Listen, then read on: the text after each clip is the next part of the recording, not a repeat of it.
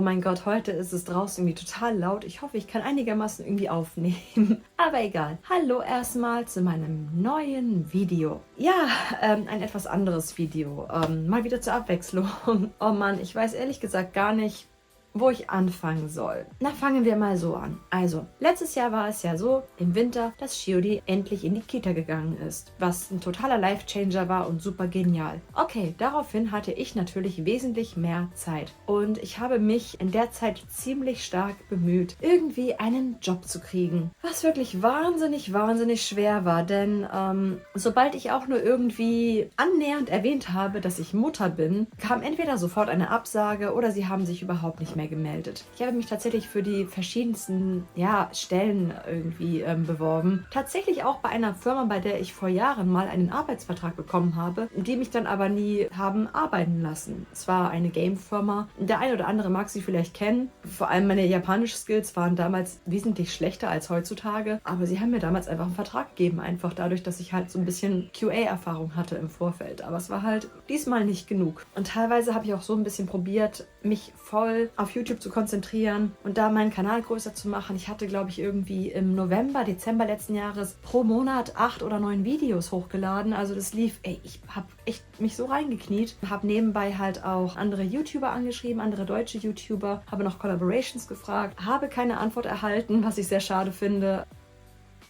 Kann man nichts machen. Ich finde sowas immer persönlich sehr, sehr schade, wenn man so, keine Ahnung, sich auch so irgendwie nicht kennenlernen möchte oder so, obwohl man das gleiche Hobby hat. Ich weiß nicht, also ich persönlich finde Zusammenarbeiten immer sehr cool und mir machen Collaborations immer wahnsinnig viel Spaß. Ja, das war so ein bisschen dann ein Downer, ehrlich gesagt. Ich habe dann schon so ein bisschen nachgedacht und klar, also jetzt sowas wie Konbini oder Supermarkt, sowas würde immer gehen, wenn alle Stricke reißen sollten. Und der Hintergedanke war eigentlich bei der ganzen Sache, dass ich einfach mal so ein bisschen ein geregeltes Einkommen habe, dass man ein bisschen mehr sparen kann, dass man eventuell endlich mal in Zukunft in eine größere Wohnung ziehen könnte. Ja, das war der Hintergedanke. Dann kam es ein bisschen unerwartet und ich habe irgendwie, ich glaube, es war im Dezember, doch es war im Dezember, genau, es war Ende Dezember. Ich habe Ende Dezember gemerkt, dass irgendwie meine Periode nicht kommen wollte. Und ich habe tatsächlich im Neujahr am 1.1. einen Test gemacht, der dann positiv war. Ja, ich weiß, es gibt so viele Mütter, die dann so, wow, voll durchdrehen und Video und wow. Und ich muss ehrlich sagen, ich musste das eine Zeit lang erstmal verarbeiten. Aus dem Grund, weil ich eigentlich etwas komplett anderes machen wollte. Eigentlich endlich richtig anfangen wollte zu arbeiten. Und ich hatte wahnsinnige Panik und Angst, einfach wegen der Sache, die halt letztes Jahr passiert ist. Wer es nicht weiß, also wer auch nicht meinen Channel kennen sollte oder so, ich hatte im letzten Sommer war das halt eine Fehlgeburt und es war nicht so schön. Ich kann ganz locker und offen darüber reden, aber es ist halt eine Sache, die man nicht unbedingt nochmal haben möchte. Genau, deshalb waren die ersten Wochen für mich im Januar ziemlich grau. Wie das Wetter. Das Wetter hat mich auch sehr runtergezogen. Also hat eigentlich zu meiner Stimmung gepasst. Und danach ging es halt los, dass es mir gesundheitlich sehr, sehr schlecht ging. Ich konnte eine Woche lang, glaube ich, fast gar nichts machen. Über eine Woche, 2 Wochen war das sogar. Ich kann mich vor allem auch noch an die Worte meiner ältesten Schwester erinnern, die meinte, mach dir keine Sorgen, bei einer zweiten Schwangerschaft. Das ist ganz easy, weil der Körper kennt das ja alles schon. War leider bei mir nicht so. Also mir ging es gesundheitlich tatsächlich wesentlich schlechter als bei der ersten Schwangerschaft. Bei Shiodi hatte ich auch so ein bisschen so Übelkeit. Also ich habe mich nie übergeben. Jetzt auch nicht. Na, diesmal fast. Aber ne, ich bin ein Mensch, ich kann mich einfach nicht übergeben. Es ging mir gesundheitlich sehr, sehr, sehr schlecht. Und das hat mich halt auch noch so tierisch runtergezogen irgendwie. Ja, und ich war teilweise erstmal sehr, sehr, sehr unglücklich mit der Situation und musste damit erstmal auch irgendwie zurechtkommen. Und die Sache ist ja auch die, in Japan, wenn du den Test gemacht hast, kannst du nicht gleich zum Arzt. Die sagen dann, bitte warte ungefähr ein paar Wochen. Ich weiß jetzt gar nicht, wie viele Wochen das waren.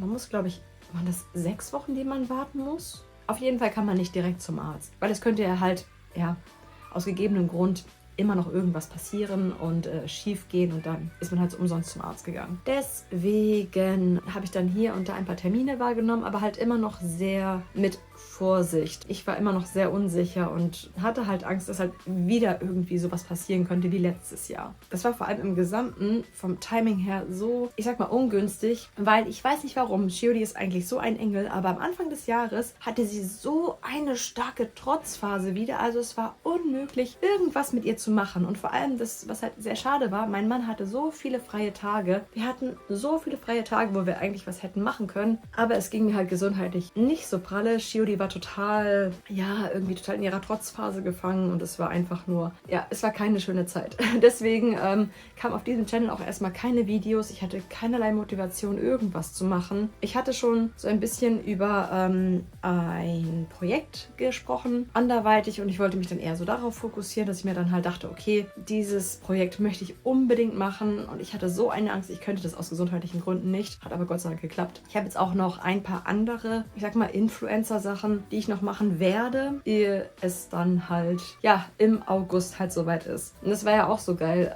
Ich hatte dann den Termin, wo dann der Geburtstermin, also der Kaiserschnitttermin halt festgelegt werden sollte. Die Sache ist die, dadurch, dass ich halt zuerst einen Kaiserschnitt hatte, wird halt nochmal einer gemacht. Was ich nicht schlecht finde, aber ich habe halt nur wahnsinnig Panik, dass es wieder zu einem Darmverschluss kommen würde, weil das war die grässlichste Erfahrung in meinem ganzen Leben. Mit diesem Schlauch da in der Nase. Also es war ganz, ganz furchtbar. Und genau, dann hat mir der Arzt vor allem ein paar Tage so im August genannt, so, ja, ab dem 15. wäre doch ganz gut. Der 15. ist doch nicht schlecht. Oder was halten Sie vom 15.? Und ich so, oh ja, ja, alles klar, ja, machen wir den 15. So, ohne weiter drüber nachzudenken. Und ich bin aus diesem blöden Krankenhaus rausspaziert und dachte mir, Mann, ich Idiot. Warum habe ich denn nicht den 17. gesagt? Weil Shiori hat ja am 17.12. Geburtstag. Das wäre doch dann so süß, dann am 17.8. Konnte ich jetzt aber, by the way, Gott sei Dank ändern. Und, ja, so ist das halt jetzt.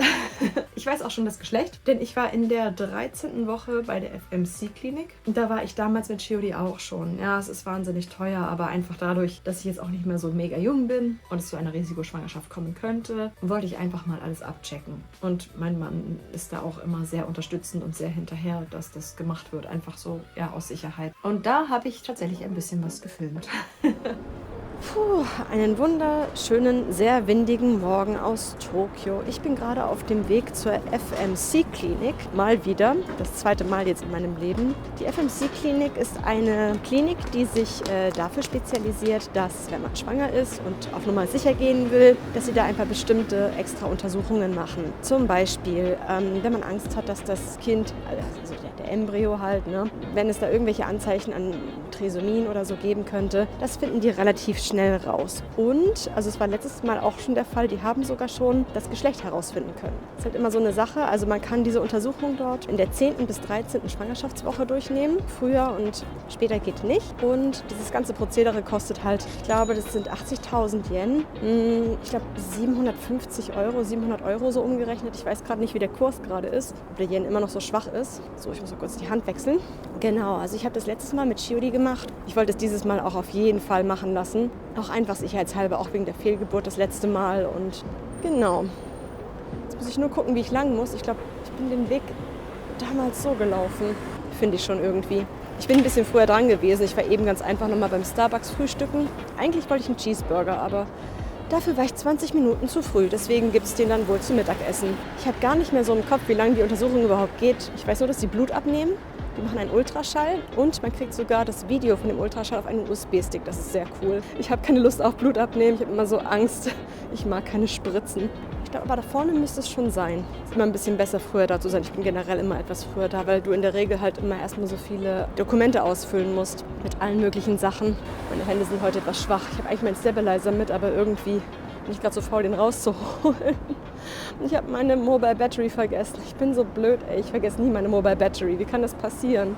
Ich hoffe vor allem, dass die eine Ärztin wieder da ist, weil die war echt cool. Die konnte nämlich Englisch, und zwar echt fließend, weil die halt sehr, sehr viele Jahre in Amerika studiert und halt auch, hat sie auch unterrichtet? Ich weiß es gar nicht. Auf jeden Fall war sie da an der Uni und ihr Englisch ist wirklich sehr, sehr perfekt. Und die war sehr lieb. Und ich glaube, da vorne ist es schon. So, also dann bis später.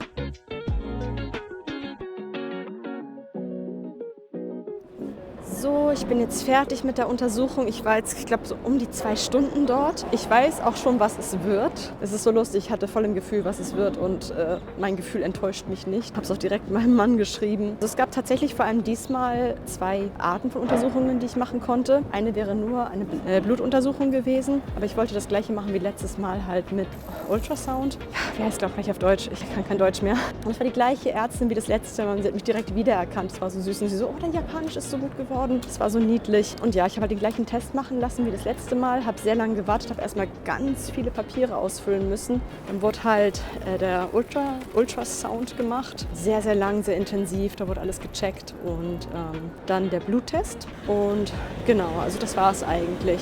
Und wenn sie halt genau wissen, was Sache ist und so, schicken sie dann halt die Testergebnisse her. Nach Hause direkt. Das war vorher nicht der Fall. Man musste vorher in die Klinik. Aber dadurch, dass halt Pandemie und so ist, sind sie da jetzt so ein bisschen offener. Das Ganze hat, wie erwartet, fast Hachiman gekostet. Ich habe mir diesmal auch wieder einen USB-Stick mitgeben lassen von der Ultrasound-Untersuchung, einfach weil mein Mann nicht da war. Ich wollte so gerne, dass er halt dann auch mal was sieht. Jetzt muss ich erstmal was essen. Ich habe tierischen Hunger.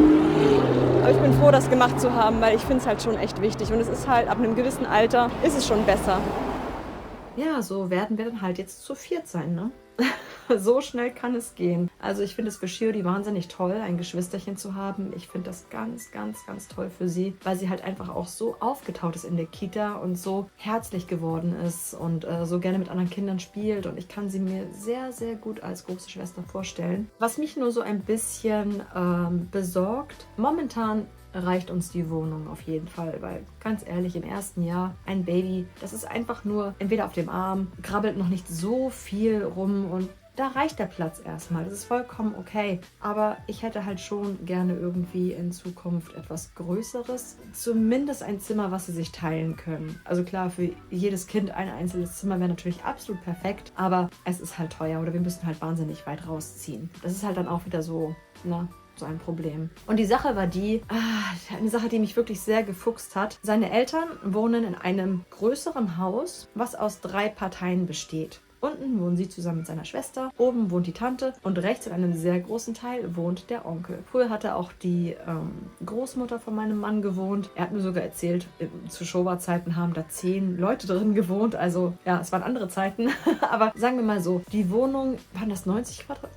80, 90? Ich glaube 90 Quadratmeter groß, ja. Es ist halt so eine Haushälfte, ne? Absolut perfekt. Klar, es ist ein altes Gebäude, aber oh mein Gott, wir sind immer halt dort zu Neujahr und essen dort gemeinsam Sushi mit allen zusammen. Und es ist wirklich, es ist schön da drin. Es ist halt so ein richtig schönes altes Showa-Haus, ne? Also es stört mich nicht. Ich mag sehr gerne alte japanische Häuser. Also die Großmutter von meinem Mann ist vor ein paar Jahren verstorben. Seitdem wohnt der Onkel da drin alleine. Aber der ist halt auch schon so ein bisschen gehobeneren Alters und er würde sehr gerne dieses Jahr halt ausziehen und zu seinem Sohn in die Nähe nach Chiba ziehen. Und dementsprechend würde das Haus dann leer stehen. Und er hat dann halt meinen Mann gefragt, ob er diese Haushälfte gerne hätte. Ich wurde auch gefragt und ich habe gesagt, oh mein Gott, yes, please.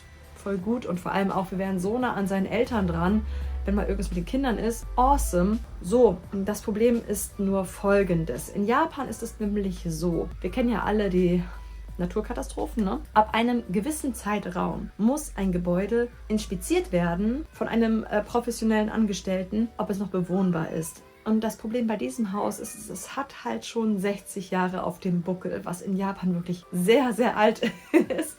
Die zählen hier ja immer so ein bisschen anders. Ich meine, generell die Qualität der Häuser ist jetzt auch nicht so herausragend, wenn du jetzt kein Millionär bist oder so. Da du diese Häuser ja auch wahnsinnig schnell aufbauen kannst und alles, auch im Falle von Erdbeben und so, falls irgendwas passieren sollte. Es ist halt ein bisschen anders als unsere Backsteinhäuser in Deutschland. Und das Problem ist, dass dieses Haus halt renoviert werden müsste, also 100%ig. Und die neue Version kann man sich halt nicht leisten. Das ist halt das Problem. Es ist tatsächlich der doppelte Betrag von dem, was wir uns leisten können. Und das ist halt schon ein bisschen bitter, aber... Ja, aber halt die Preise generell hier für größere Apartments und Häuser sind halt ein bisschen, ja, teuer. Und deswegen dachte ich mir, boah, es wäre eigentlich so gut, wenn ich halt irgendwie so ein bisschen nebenbei arbeiten könnte oder irgendwie so einen Verdienst hätte, dass halt auch so ein bisschen Geld von meiner Seite aus reinkommt. Ich hatte halt, wie gesagt, als Shiori ein Baby war, so einen perfekten Translation-Job. Den konnte ich super von zu Hause aus machen. ich konnte super damit arbeiten, immer wenn sie geschlafen hat oder auch tagsüber, wenn sie nebenbei gespielt hat, konnte ich übersetzen. Und ich habe echt gut damit verdient. Aber ja, durch gewisse Umstände, die wir jetzt die letzten 3 Jahre lang hatten, ist diese Firma bankrott gegangen und deswegen, ja, existiert sie nicht mehr. Was sehr schade ist. Also das war ein super toller Nebenverdienst. Seitdem habe ich auch wieder so ein bisschen versucht, wieder mal so ein bisschen in Richtung Translations zu gehen, weil es eigentlich eine sehr einfache Arbeit ist, die man halt als Mama von zu Hause super gut ausmachen kann. Ja, aber find mal was, ne? Das ist wirklich nicht so leicht. Und wie ich schon sagte, also ich habe ja versucht und versucht, ja, und jetzt ist es halt gerade erstmal auf Eis gelegt. Klar, noch bin ich mobil, noch kann ich so die Projekte machen, die ich noch so vor mir habe. Das sind halt so gesponserte Sachen, wo ich sehr, sehr dankbar dafür bin, dass ich das so weit irgendwie geschafft habe, dass ich sowas angeboten bekomme. Aber das muss ich erzählen, das war geil. Ich habe lustigerweise, da war ich schon schwanger, eine Anfrage von einer Sake-Brauerei bekommen und ich dachte mir nur so, warum jetzt? Warum jetzt? Ich kann nicht. Ja, also das Timing war leider nicht so gut. Ja, das versuche ich halt momentan so ein bisschen zu machen, aber sehr viel verdiene ich da halt jetzt auch nicht. Ja, deswegen mal schauen, wie das halt so weitergeht, ne? Sehe das Ganze sehr offen. Ich muss aber auch ehrlich sagen, ich habe, das ist aber glaube ich sehr normal, ich habe Angst vor der Herausforderung, einfach 2 Kinder zu haben und beiden irgendwie Aufmerksamkeit zu schenken. Also schenken zu können. Boah, ich hoffe, ich kriege das hin. Also ich meine, Shiori ist bisher wunderbar. Also bis auf die Trotzphase hat jedes Kind, ja. Aber ansonsten, das ist so ein Engel vom Kind, wirklich. Also, na, das kann dann eigentlich doch nur gut werden, oder? Hoffe ich. Ich hoffe es, ich hoffe es. Kennt ihr das? Also ich weiß nicht, das ist auch von Mensch zu Mensch unterschiedlich, aber ich bin einer dieser Menschen. Ich mache mir immer viel zu viele Gedanken und ich mache mir viel zu schnell viel zu viele Sorgen. Und ich sag euch, was ich mir für Horrorstories schon ausgemalt hatte und Panik hatte teilweise auch wieder vor dem Kaiserschnitt. Nicht vor dem Kaiserschnitt selbst, aber halt, dass ich wieder irgendwelche Nebenwirkungen davon bekomme. Wieder irgendeinen Darmverschluss, dann wieder länger als eine Woche dann da im Hotel, würde ich schon sagen. Ja, schön wär's, in meiner Suite dort im Krankenhaus dann rumliege und nichts machen kann. Und boah, solche Sachen machen mich kirre. Aber ja, also so schaut es aus. Wir kriegen Zuwachs. Ich bin jetzt wieder stolzer Priority Seat User. Klappt auch wieder ganz gut, ne? Ich weiß nicht, also ich kriege sehr häufig immer einen Platz dort. Die Leute sind sehr, sehr aufmerksam. Es sei denn, es ist Rush Hour, sehr überfüllt und irgendwelche Saturday-Mann gucken nur auf ihre Handys. Aber naja, gut. Genau, das ist eigentlich, was ich so ein bisschen so erzählen wollte, was jetzt so die letzten Monate los war und weshalb es auch auf meinem Channel so ein bisschen ruhiger war. Und wie gesagt, also krank war ich die ganze Zeit. Also ich war so krass erkältet, das war nicht lustig. Also kaum war ich wieder gesund, war ich wieder erkältet und krank. Dann war die Kleine wieder krank und ich habe es wieder von ihr bekommen und wir waren dann alle krank und Lazarett. Es war ein pures Lazarett hier, ich sag's euch. Naja, genau, also das wollte ich euch auf jeden Fall erzählen.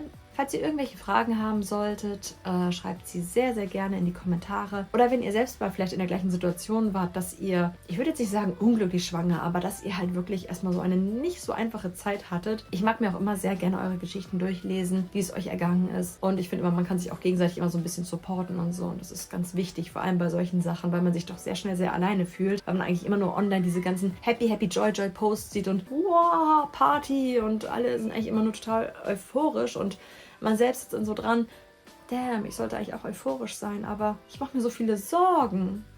Ist das okay? Deswegen fand ich das auch sehr wichtig, auch mal sowas zu teilen, einfach ehrlich zu sein. Ne? Das ist sehr, sehr wichtig meiner Meinung nach. So, also dann, wenn das Video euch gefallen hat, lasst gerne einen Daumen hoch da und abonniert meinen Channel. Das wird mir sehr, sehr helfen, wenn ihr mehr Videos aus Japan sehen wollt. Wir sehen uns dann in meinem nächsten Video wieder. Ich versuche noch ganz viel Content zu machen, solange ich kann. Oh mein Gott.